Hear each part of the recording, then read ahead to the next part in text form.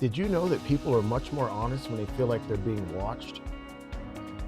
Research shows that even the suggestion of being observed, or somebody's just taking a little peek at you, like the presence of an eye symbol can even warrant this effect, can make people act more ethically and truthfully. You never know who's got their eye on you. Welcome to another episode of On the Couch with Dr. Ty.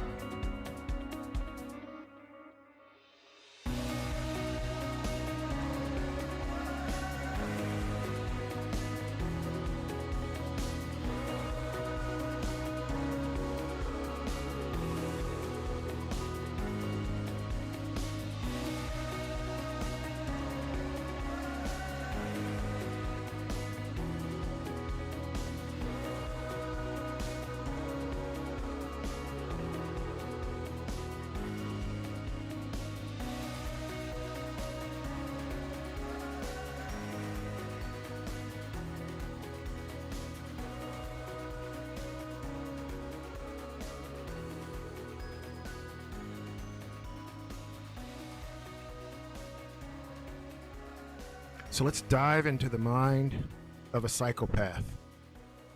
Understanding the psychology, the behavior, and the myths behind it all. Imagine someone who can charm a crowd, lie without guilt, and feel no remorse. Are they evil or just wired a little bit differently? Or both? Let's explore how psychopathy truly is and how it develops, and maybe we can even talk about how society understands it. A personality disorder characterized by persistent antisocial behavior, impaired empathy, lack of remorse, and bold, disinhibited, or egotistical traits is probably one of the best definitions that I could provide with defining psychopathy. From a clinical basis, it's often measured by using the Hare Psychopathy Checklist Revised, or the PCLR. You might even already be familiar with some of the key traits of a psychopath. These are just a few: superficial charm, pathological lying, manipulativeness, lack of empathy and guilt, sometimes shallow emotions, impulsivity and irresponsibility, or even failure to accept responsibility for some of their own actions. Sounds like somebody you know? Hold on, pump your brakes. We don't do that here. If we're going to make a side by side psychopath versus sociopath comparison, I'd like to say that we usually say a psychopath is born with traits, they're biological, whereas a sociopath actually has shaped their traits or learned them due to the environment in which they live in. Maybe a psychopath is cool and calculating, whereas a sociopath is generally hot headed and very impulsive. A psychopath sometimes presents as one that can mimic emotions, whereas a sociopath has somewhat of a challenge hiding emotions. A psychopath often is successful in their career choices, always on top of it, whereas a sociopath sometimes is met with a number of struggles just to maintain a social norm or stability. So, from a biological, environmental, and neurodevelopmental factor, the causes of psychopathy are pretty interesting. For example, biological factors are sometimes embraced with the reduction of the amygdala activity, which is usually linked to emotion as well as fear, or maybe even some genetic predispositions.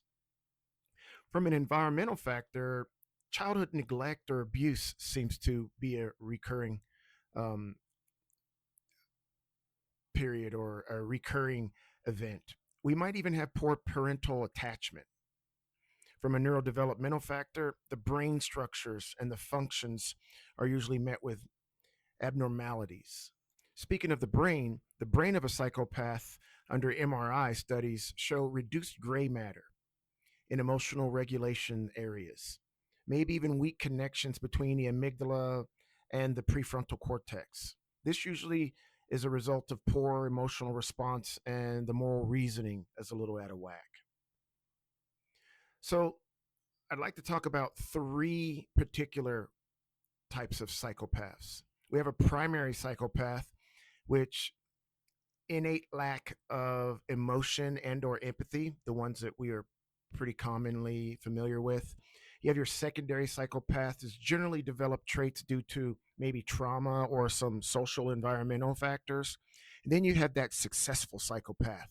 That's that high functioning individual that's usually running businesses, might even be in politics, using manipulation very strategically. Here's a misnomer: psychopaths are not always criminals. Some function effectively in corporate, military, and political roles. In a recent study, an estimated prevalence of about 1% of the general population, and 15 to 25% of them are housed in our prison systems. You guys are pretty familiar with fellows like Ted Bundy. Remember, he had that charisma, he was an intelligent serial killer. He had those classic traits that we're familiar with.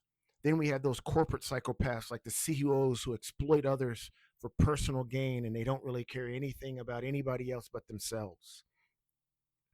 And then if you are one of those that enjoys fictional examples like myself, then you have a guy like Hannibal Lecter. That's exaggerated, but quite illustrative to say the least.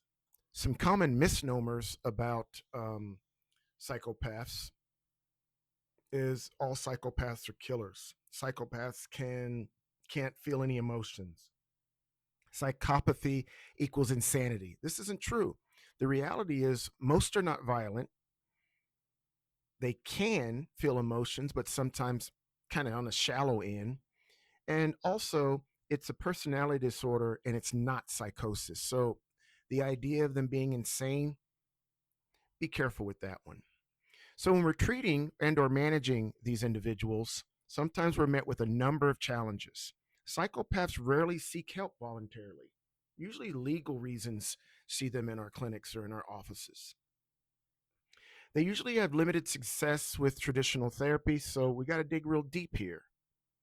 And the new approaches, or some of the more emerging approaches to treating and managing these individuals, is still through the CBT model, the cognitive behavioral techniques, changing schemas, if you will, to change behavior. Emotional recognition training has been helpful.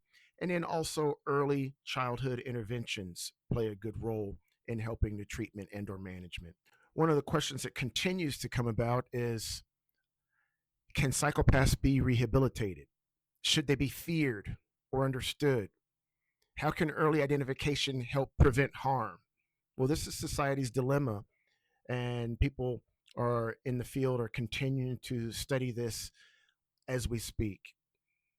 Psychopathy is a complex blend of biology, psychology, as well as environmental factors. Not all psychopaths are criminals, remember this, but their traits pose ethical and societal challenges. Understanding psychopathy helps us protect society and promote empathy where it's most needed. So I ask you, can a psychopath change? Are psychopaths born or bred? Should psychopathy be treated as a disability or a danger? Food for thought. So now I turn your thought process to what happens when conscious goes quiet, but emotion still burns hot. Well, that lends ourselves to a sociopath. Sociopathy is often used to describe antisocial personality disorder, which is a chronic pattern of disregard for others and violation of social norms. Sociopaths are impulsive, manipulative, and they struggle to form genuine emotional bonds. Yet, they can experience emotions like anger and or affection. Here are some common core traits of a sociopath: impulsivity and recklessness, aggressive or manipulative behaviors, maybe limited empathy and or remorse, frequent deceit or lying, bending the truth, difficulty maintaining jobs and or relationships, and oftentimes they're emotionally volatile. So when we're doing a side-by-side comparison with a sociopath versus a psychopath, it's just a reverse. A sociopath shaped mainly by the environment, where a psychopath is rooted in biological genetics. When a sociopath is impulsive or hot-headed, sometimes a psychopath, or generally a psychopath, can be calm, very calculating. A sociopath may form unstable attachments, where a psychopath lacks emotional bonds in their entirety. A sociopath is conscious, weak, but present, whereas a psychopath is usually their conscience is nearly absent or just void altogether. A sociopath's behavior is often erratic, unpredictable, where a psychopath's behavior is controlled and usually strategic in engagement. Some of the causes of sociopathy, let's say from an environmental standpoint, childhood neglect or abuse may lend itself that direction. Unstable or violent home life can also be engaged, or we can have some peer influences. And unfortunately, trauma seems to sometimes rear its ugly head as well. Socially, we might see poverty, crime exposure, or social instability. And then there's some possible biological influences like an underactive prefrontal cortex, that region of the brain that helps with decision making and controls our impulses. The brain of a sociopath under MRI research shows a reduced activity in the frontal lobes. These are the areas that are linked to moral reasoning and inhibition. Also, the amygdala, that emotion center, sometimes shows irregular response patterns, which is usually why we explain the erratic emotional control. Unlike psychopaths, sociopaths may feel emotion deeply, but struggle to relate the act appropriately. So, what are some of the early warning signs of the making of a true sociopath? Well, chronic lying, aggression, cruelty toward animals, repeated rule breaking in childhood, not adhering to social norms, not fitting in, lack of remorse when harming others. This is usually linked to emotional neglect or sometimes even social rejection. Here's a misnomer: not all sociopaths in society are violent. Many blend into society using charm and manipulation for personal gain. Some succeed in high stress careers where boldness and risk taking are rewarded, i.e., sales, politics, so on and so forth. Charles Manson was one of those top dogs when it came to charisma, cult leader, emotionally explosive, manipulative, impulsive.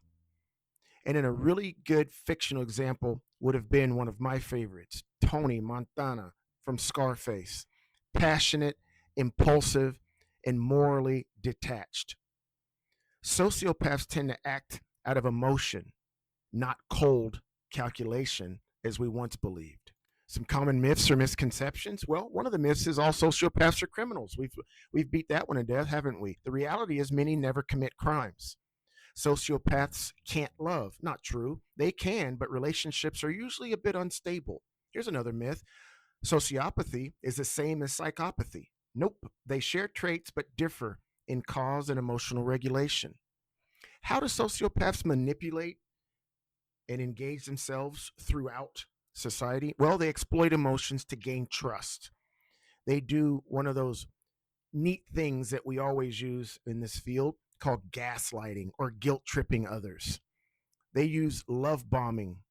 Then they withdraw to control relationships. Quick to justify harm behavior as necessary or deserved.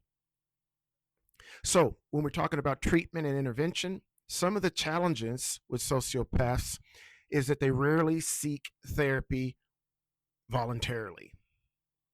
And again, effective approaches for treating these folks: cognitive behavioral therapy, group therapy for accountability, and early childhood interventions to build empathy and impulse control.